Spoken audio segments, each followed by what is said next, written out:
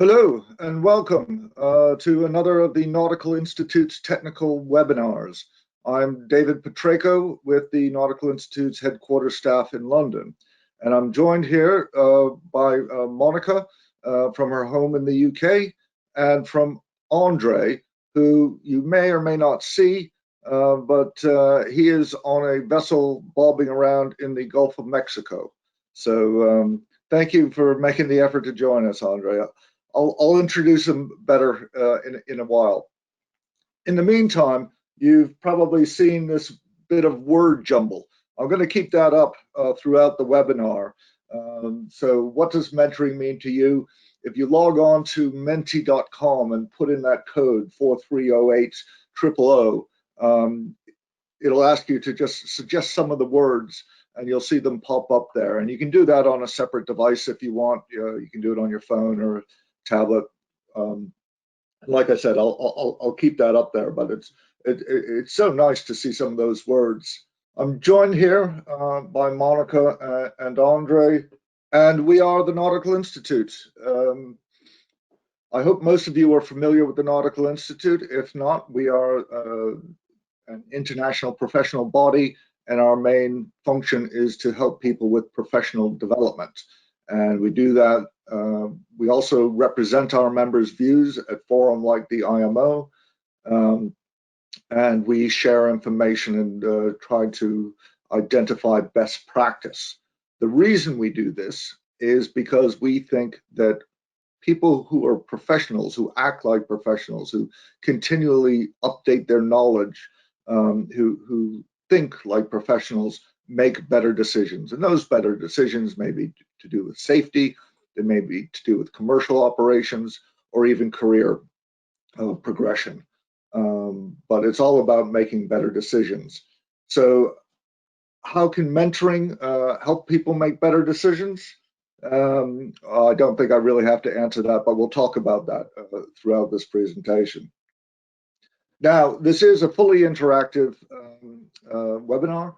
Although your cameras and your microphones will not work, if you go to the control panel, expand it with a little white arrow, you will be able to ask a question.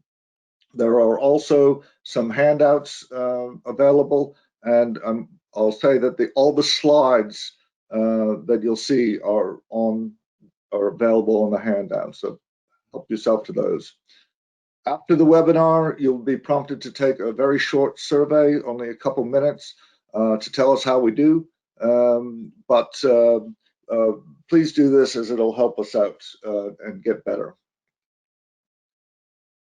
There's also a customized certificate available, and that will be available probably 2 to 3 hours after the webinar. You will get a thank you email saying thank you for attending, and there'll be a link to get your custom certificate. So, but please do be patient. It'll come in a couple hours. All this and all our other webinars are being recorded and will be posted on our YouTube channel. Hopefully this one will be there by sometime tomorrow. And you are not alone. There are over 500 of you out there. So please keep it into consideration when you're asking your questions. Please keep your questions as succinct as possible, and that will help us get through them. So, Monica, Nahero Shepard is the founder and director of Luma, and Captain Andre Legubin is our Nautical Institute Senior Vice President, and as mentioned before, he is a ship-to-ship transfer pilot, and he's currently on board a ship in the Gulf of Mexico. So Andre, again, thank you for making the effort to join us. I will now hand over to Monica, who will make a presentation. Okay, so thank you everybody who is here. Good afternoon here in the UK, I guess good morning for some of you, depending on where you are. Like David said, my name is Monica. I am not a seafarer, but I have spent more time on board ships than most ashore people that I know. And more importantly, I am completely convinced about the value that mentoring has, not only for people on board ships, but for anyone, because anytime we are interacting anywhere with another person, we have the opportunity to exchange knowledge, and whether we know it or not, we actually are becoming all the time an example of what the acceptable behavior is, what the best way to convey knowledge and to relate to one another is. So I am a firm believer that we are always mentoring at all times. So I was very, very excited to work with the Nautical Institute on this particular project. So who am I? I design stories for a living, and that might sound a bit strange, but actually, if you think about it, every day, every time we speak with someone, we are exchanging stories. That is how we share information. So my job is to take a step back and kind of look at the way we exchange information and try to identify what makes a story more compelling. What are the ingredients to make information more clear, more memorable? And then I try to use those little building blocks that I identify and kind of play around with them in order to try to construct stories that work better with the different audiences for my different clients. I love my job, and I honestly think it's a very important job nowadays in the world. So why stories? I really love this quote that says, story, as it turns out, was crucial to our evolution, more so than opposable thumbs, because opposable thumbs let us hang on, but stories told us what to hang on to. I love it. I think it's like at the core of why storytelling is so important for us as human beings. If you think about it, through the evolution of our species, for a long time, we didn't have any writing, we didn't have any kind of technological tool to be able to communicate with one another, and also to store our knowledge and share it later. So all we had was our oral traditions, talking to one another.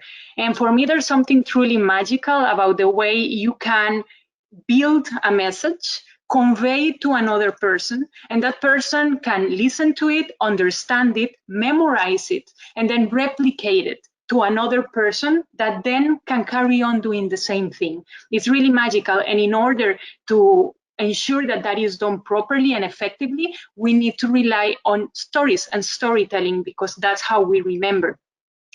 So, as I said, I think that's why I have one of the most important careers out there, the career of helping people communicate better with one another and share with one another in more effective ways. And because we're talking so much about stories, I think it's a bit fair that I tell you a little bit about my own story. So I'm sure you have already noticed that I have an accent. So where is this accent from?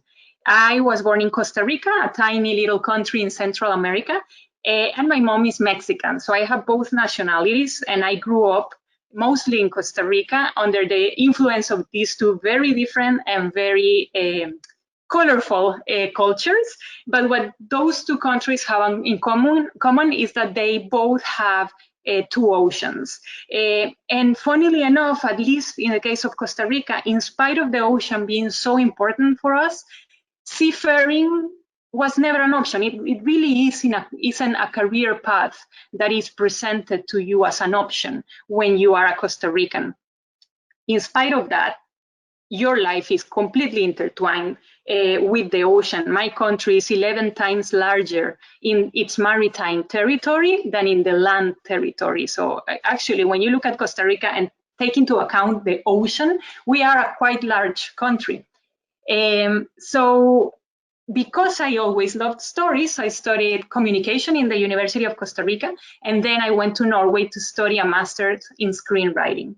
After which I came back to my country and began working in an NGO, a regional NGO for marine conservation. And that really cemented and propelled my relationship not only with the ocean, but with seafaring. Because for the next 3 years, I was diving and sailing to the most amazing places in Latin America to support scientists and policymakers in the protection of the resources. And after 3 years, I thought that I had already really learned everything I could learn there and contributed what at that age I could contribute.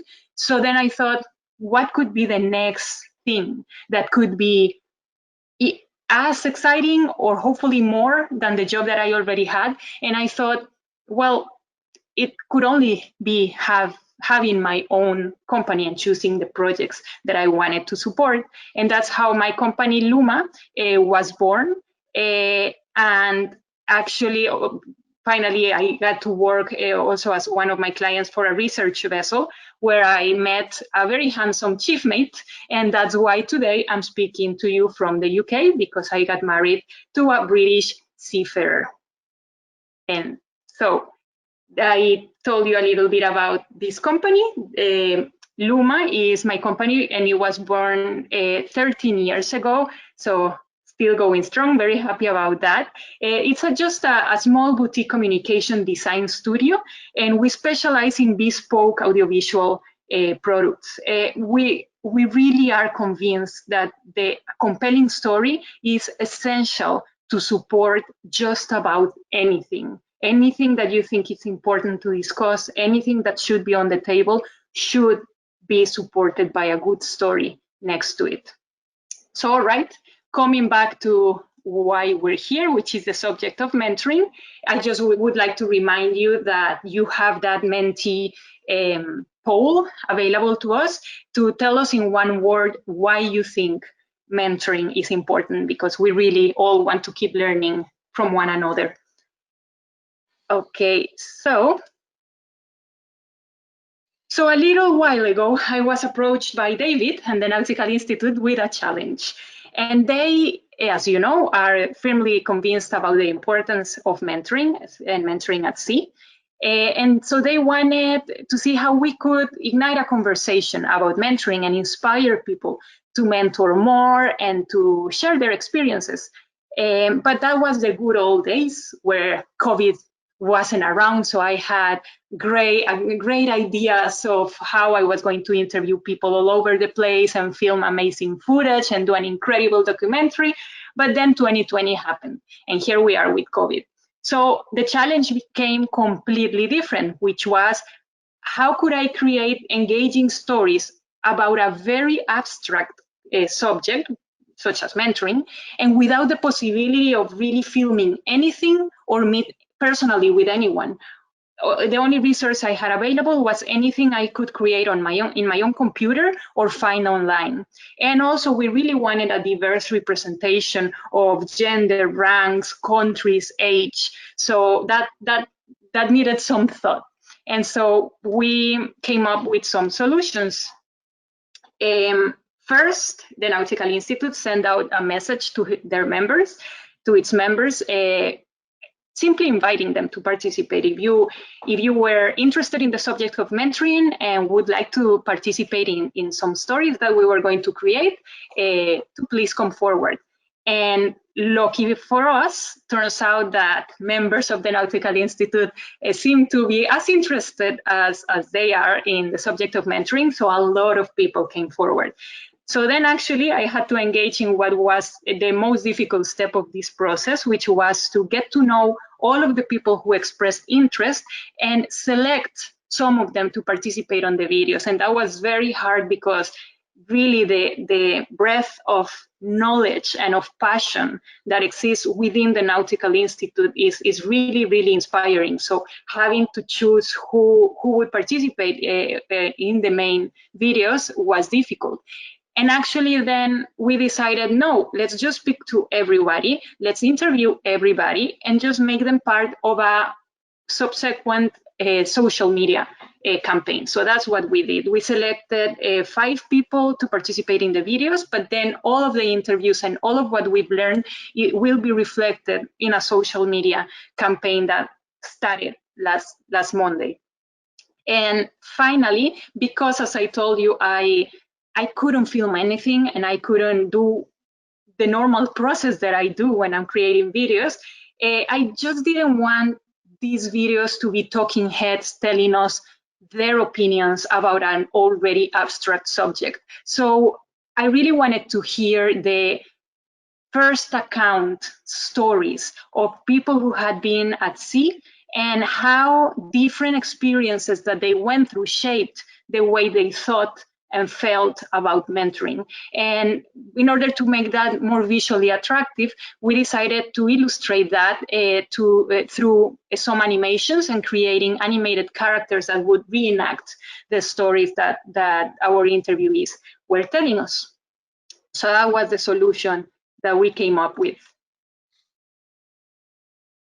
And at this point, I would like to make a pause just to reflect on what these stories are really about. Because as scriptwriters, or even you, when you sit down to design a story, you might think that you know what this story is about, but I assure you, 99% of the time, you have no idea what your story is about.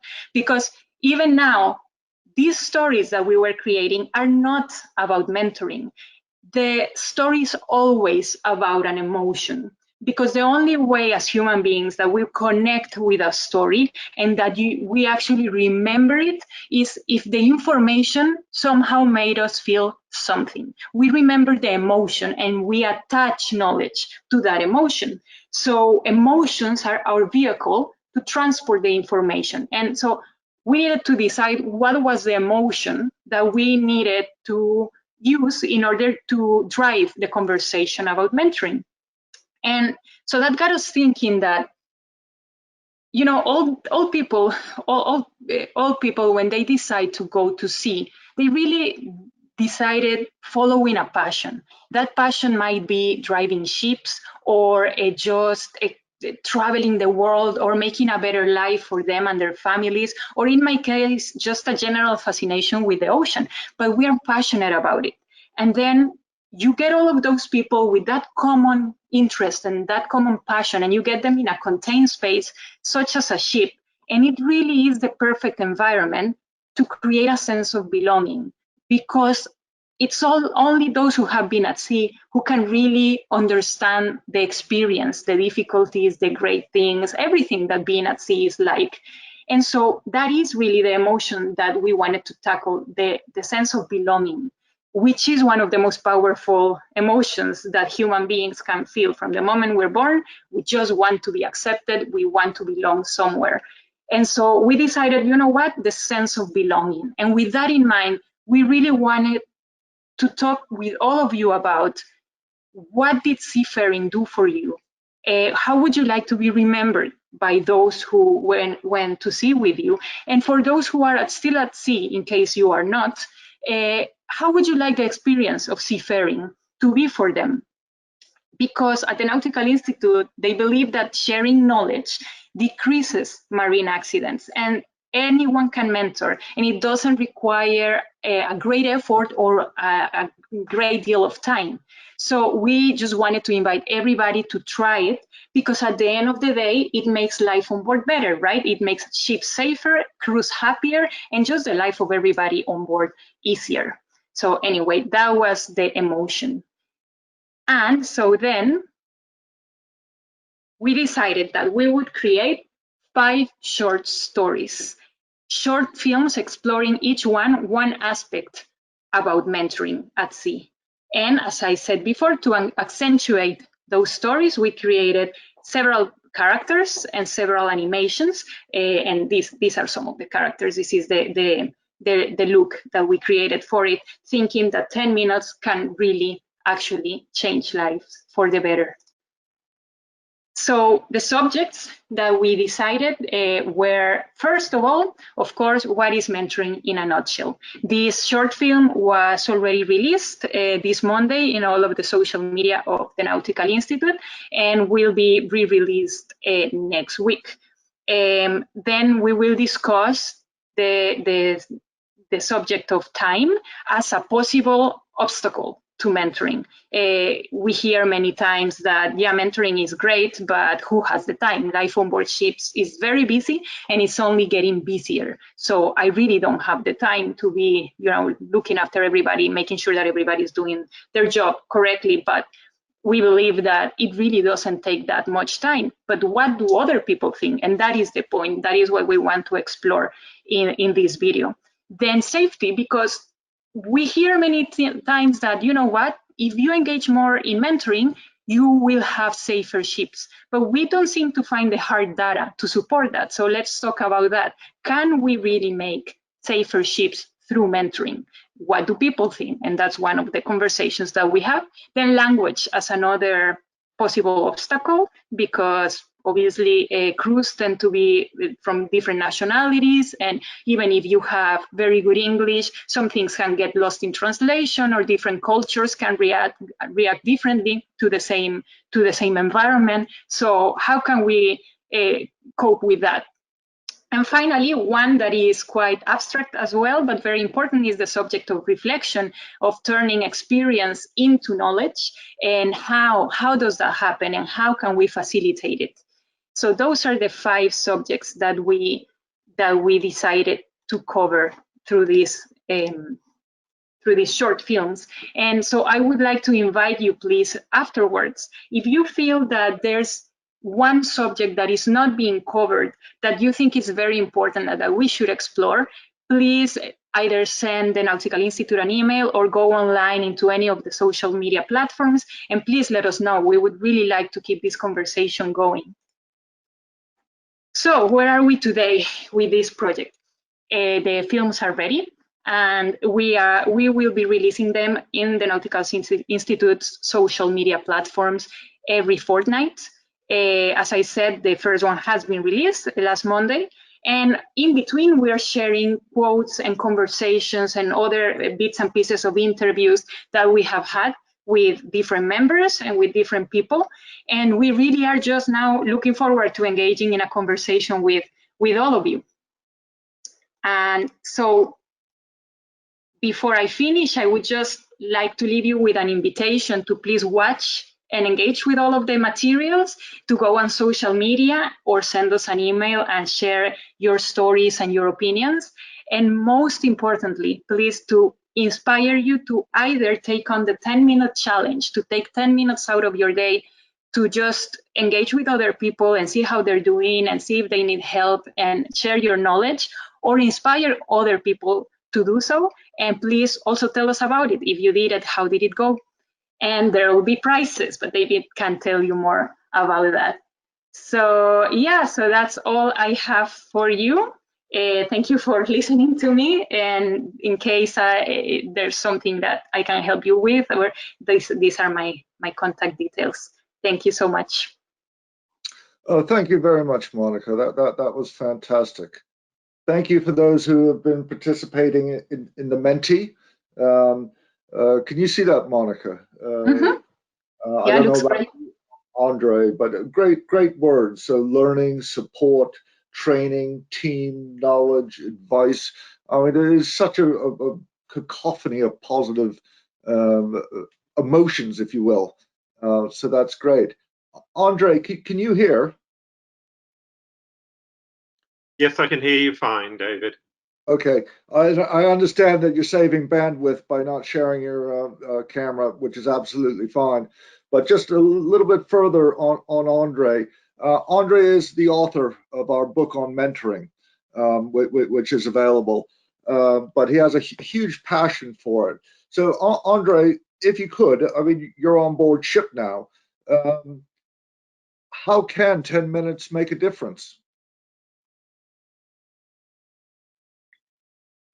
It's the opportunity that comes to us on board ships. We're so often presented with an opportunity.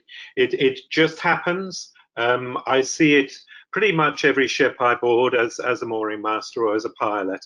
I go on board and an opportunity arises to share a little bit of knowledge. Yesterday I met a cadet. When I came on board, he was there to meet me and take me up to the bridge. Poor fellow had been on 2 days. I think I knew the way to the bridge better than him. But there's so many opportunities now to share knowledge with him, just very quietly and casually, so as he doesn't get overloaded. I was talking with a master on a ship recently, and we were maneuvering the 2 tankers together, a VLCC and a Suezmax tanker. Moored together. It's quite a cumbersome thing to move. And we were talking about it.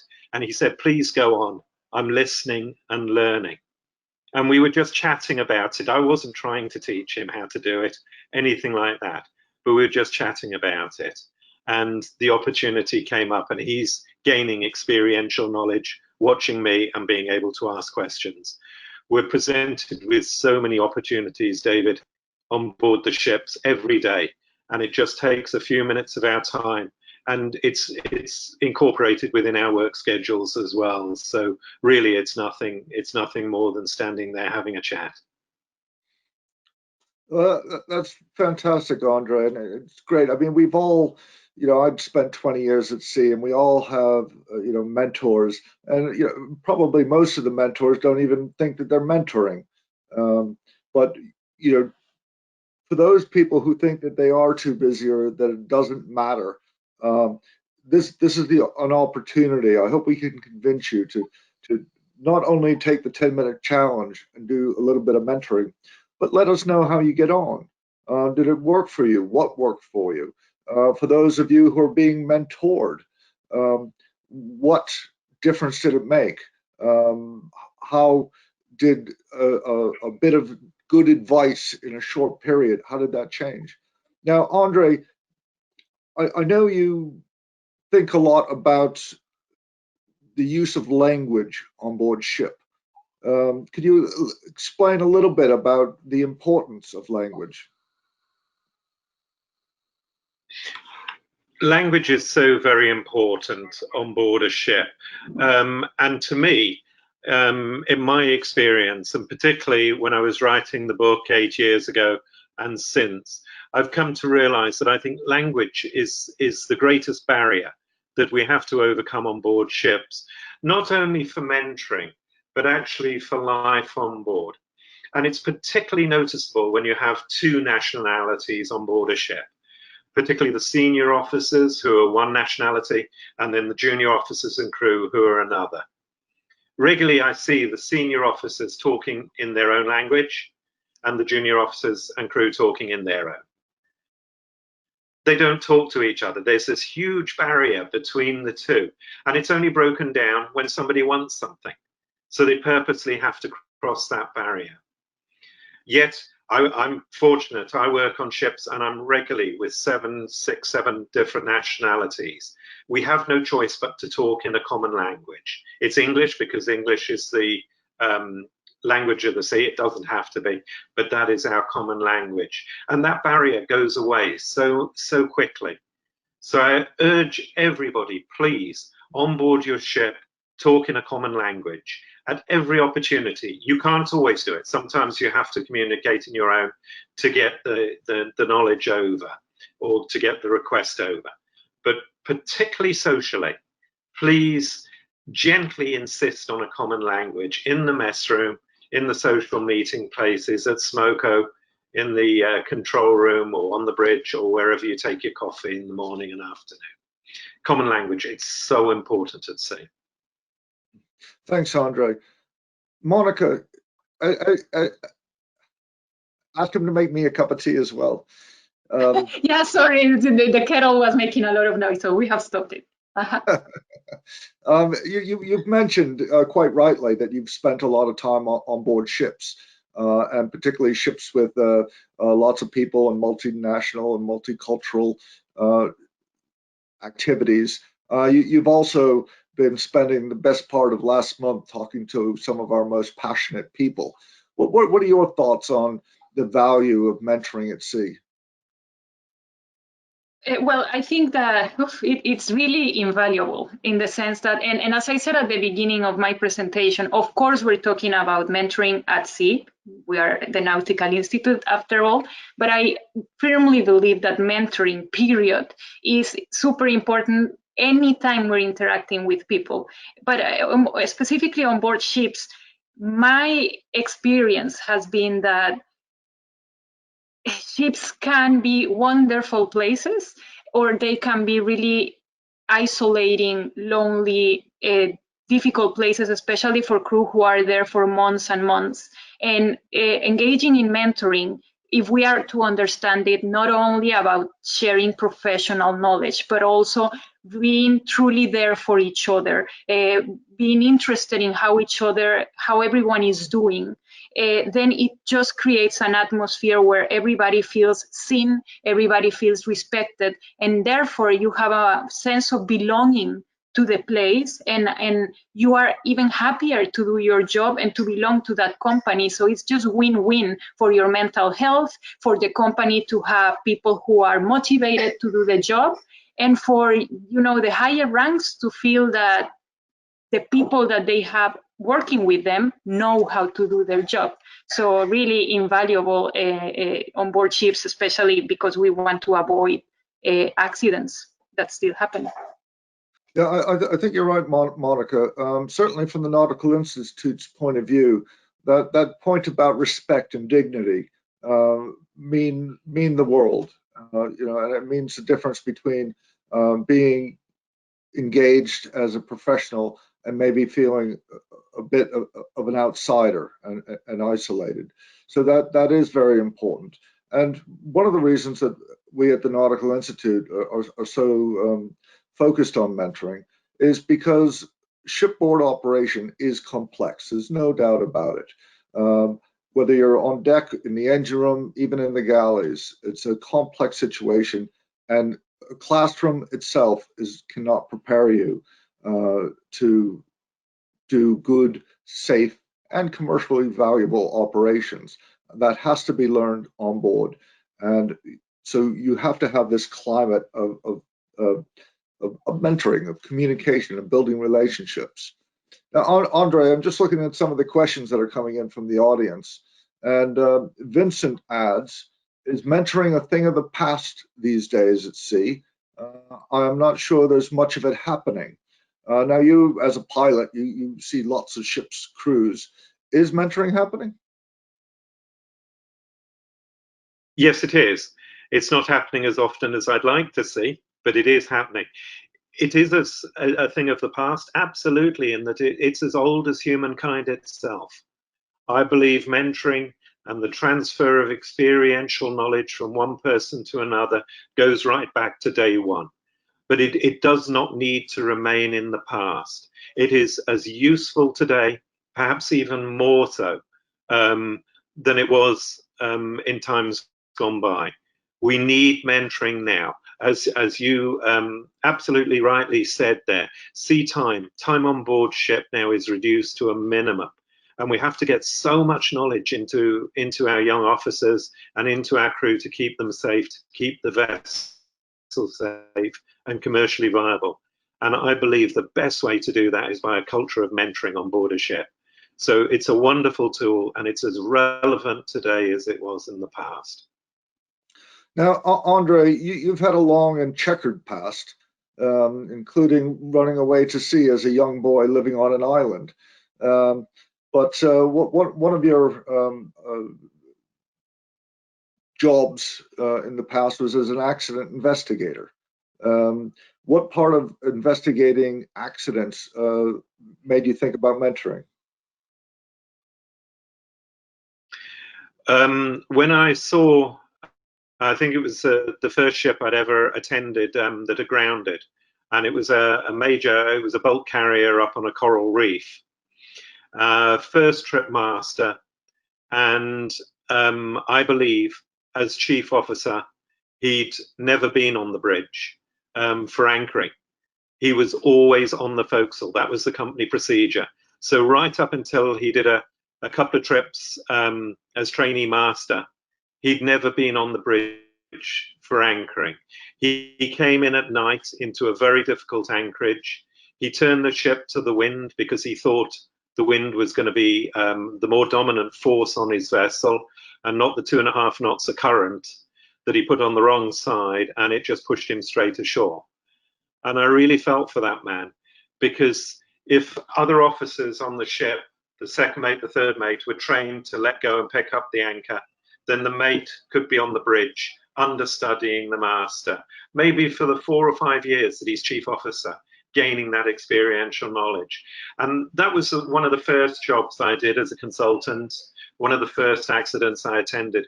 And it really brought it home to me, David, how important it was to understudy the officer senior to you and gain their knowledge. and it's just not happening. And a lot of that is to be blamed, I'm afraid, on the ISM.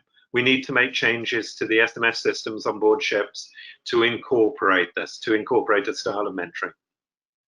So, Andre, are you saying that mentoring should be written into the ISM, or that the ISM is creating barriers? The ISM is creating barriers, in my opinion. Absolutely not. Write it in. Please, please, please. Do not formalize mentoring. Do not, don't create a checklist. God forbid, we do not need that. No, mentoring has to be done because it's between two people and they want to do it. Somebody wants to share knowledge, somebody wants to gain knowledge. And incorporating it into an ISM or an SMS system will be the absolute kiss of death. Please don't take that away from me. That's not what I mean. I believe that the ISM, I mean, I'm a great believer in the ISM systems and the SMS systems, don't get me wrong. That's brought in a lot of good to our industry, but it has also thrown up some barriers that we need to break down. Thanks, Andre. Now, Monica, you talk about storytelling, and you've been in touch with some of our very passionate members. How did their stories come across to you? What part of their passion do you think, what part of their storytelling would connect with people on board? Well, what would connect with people on board, I think, is that, as I was saying in the presentation, they all have a sense of belonging. They all understand the difficulties of being at sea, the particularities of, for instance, changing from one type of ship to the other, and feeling out of your depth when you have not been properly introduced to the procedures, properly introduced to the ship, of being the new one on board or the first time you went to sea, things like that. And so I think the stories that the members, the stories that they shared with us, really connect with anyone that has been to see, because they can see themselves reflected in what they are hearing. And whether you 100% agree or not with their position on mentoring, I think they illustrate very clearly what could be gained from engaging in mentoring, engaging in explaining and sharing knowledge with one another, and just being kinder to one another and creating a more fulfilling working environment. I really like coming back to the diversity of the people that we spoke to, that you can have really a big overview about how it used to be for men and for women, how it is now for some people, what is the role that shoreside could play. So I think that these are all things that could resonate with people who are at sea or people that are just related in any way to the industry. And again, even if the statements that the interviewees say you don't 100% agree with them, the important thing is to get us thinking about this and to get us engaging in the subject of mentoring from wherever point of view we are coming from. Okay, thanks, Monica. Andre, I have a bit of a disturbing question here that's come in, and it says, do you agree that at times mentoring in a multicultural environment is detrimental to your own job security?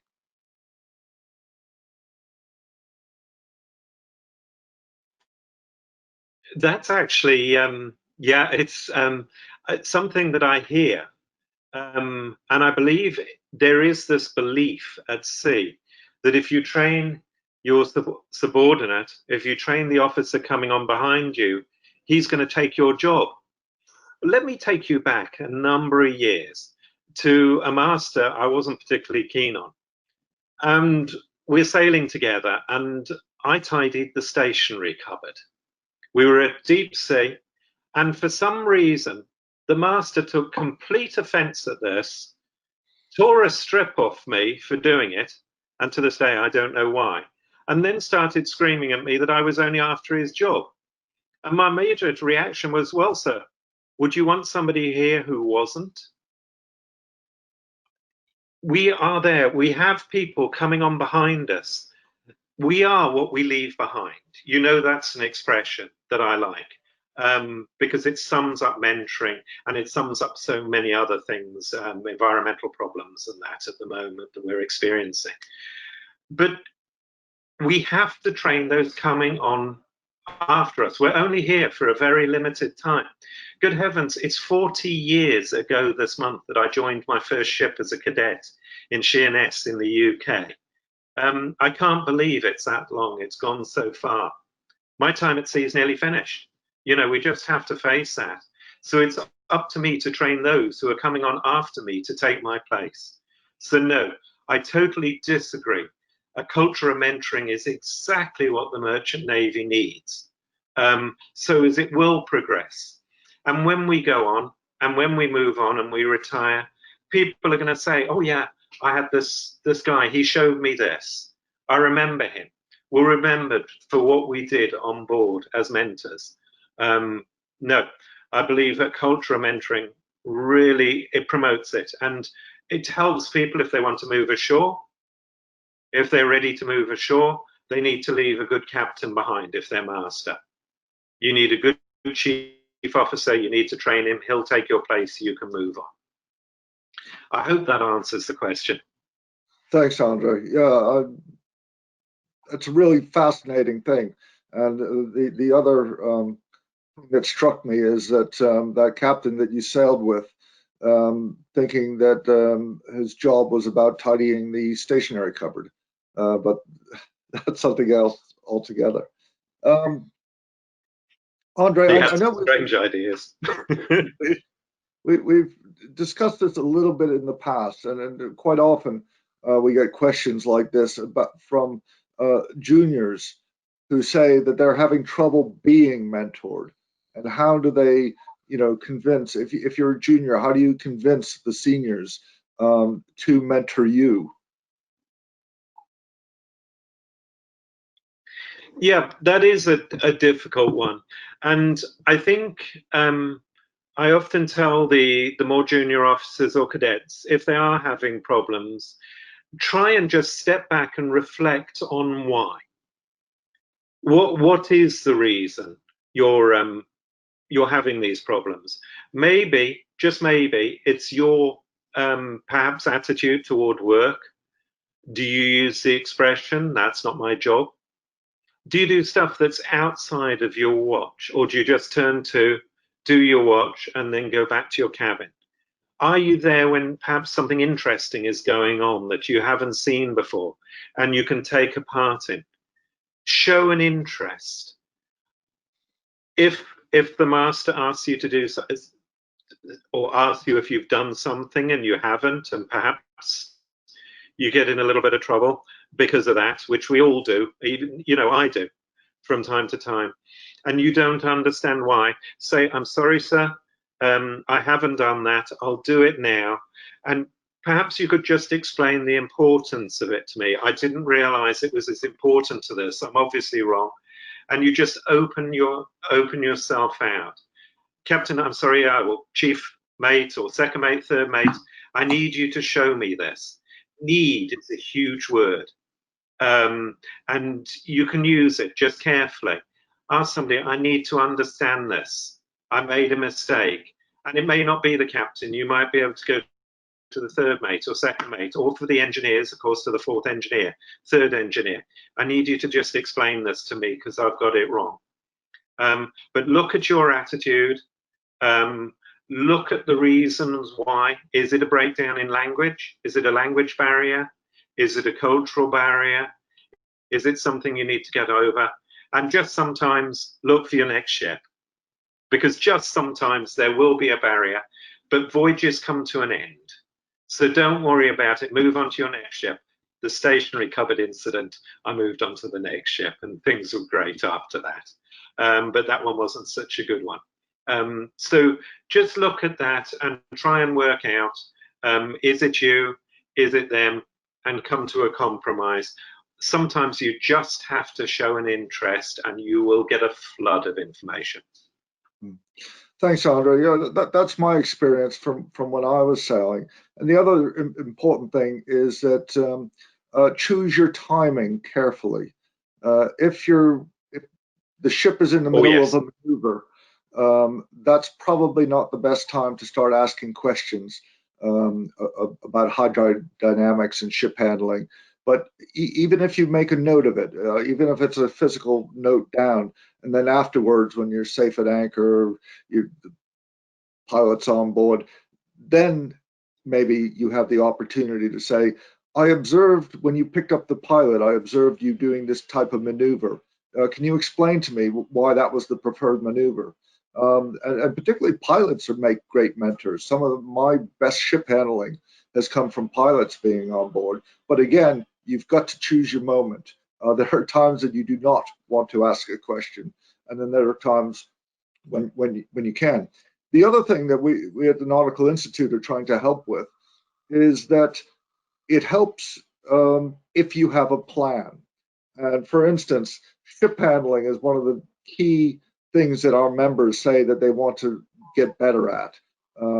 There's so little time to practice ship handling, even in a simulator. So we've come up with this ship handler's logbook, and it's got all the STCW maneuvers in it, and it's got a place where you can say what maneuver you're looking at, you reflect on it, and then you ask the captain or the pilot to reflect on it. And it makes a big difference, rather than just come up onto the bridge and say, Captain, can you teach me how to handle the ship? If you come up and say, Captain, this is my logbook, you can see I've not done much experience in anchoring. If there's ever an opportunity for me to learn about anchoring, can you please help out and help me fill out the logbook with reflection? That makes a big difference as well. Yeah. Right, Monica, the part of this campaign that we're doing now is we're asking people to do two things, and you touched on this in your presentation. We're asking them to take the 10-minute challenge, go out, do some mentoring. But we're also asking them to come back and tell us about it, so that we can share that experience. How important is it we understand that mentoring is important, but then how important is it, do you think, to share the ideas and what went right and what went wrong?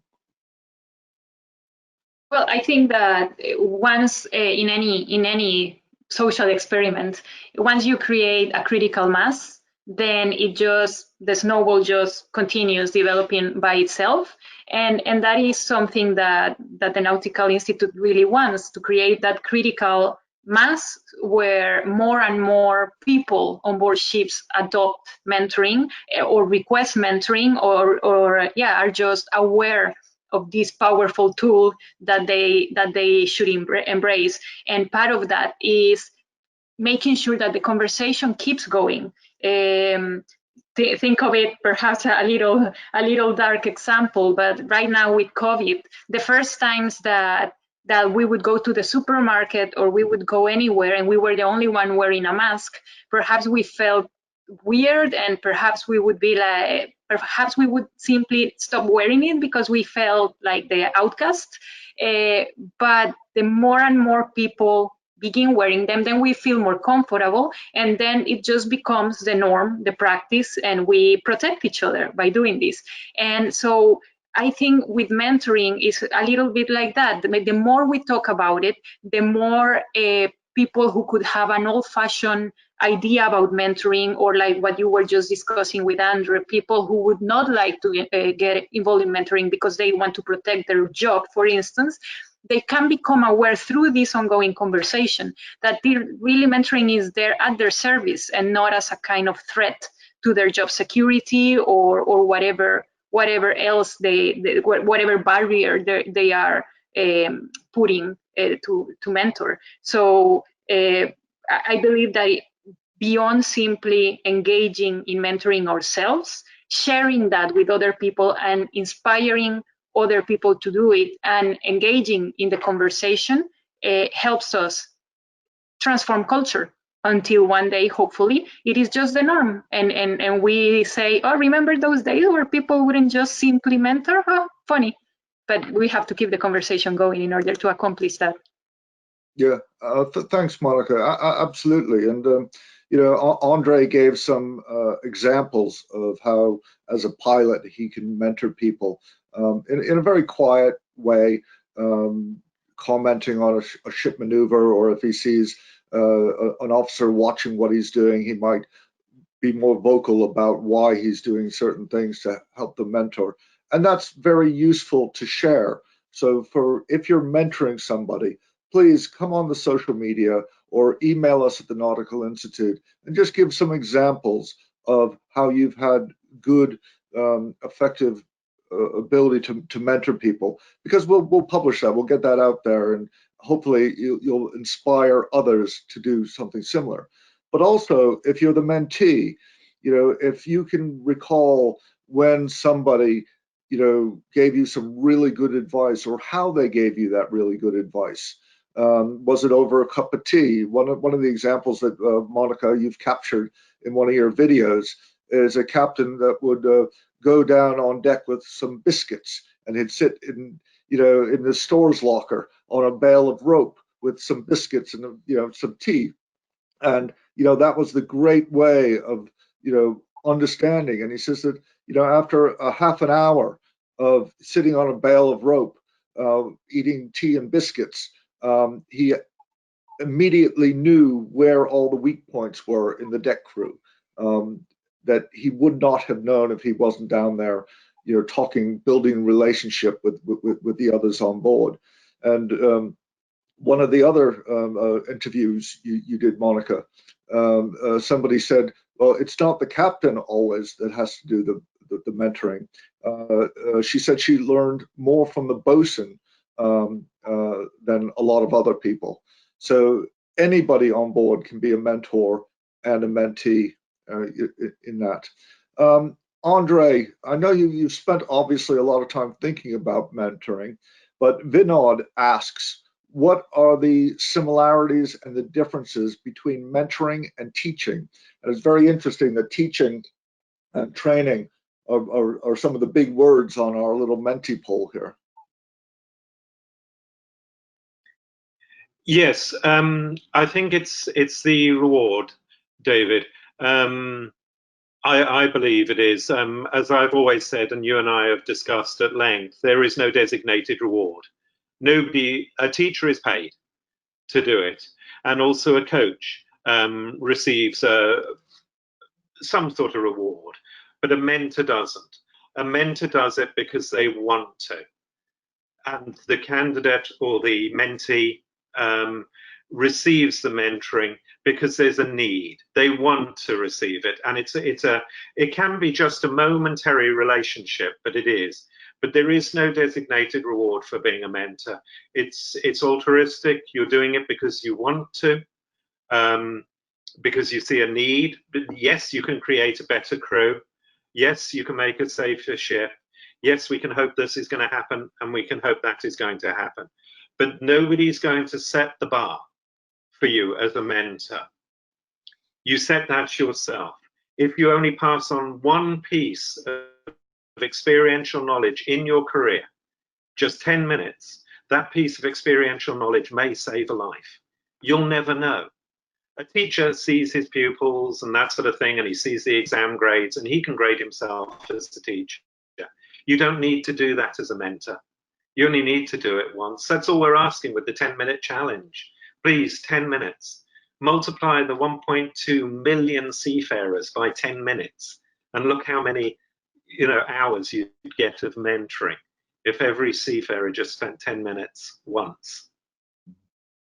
And thanks, Andre. And I think it's also has to do with the ad hocness of mentoring.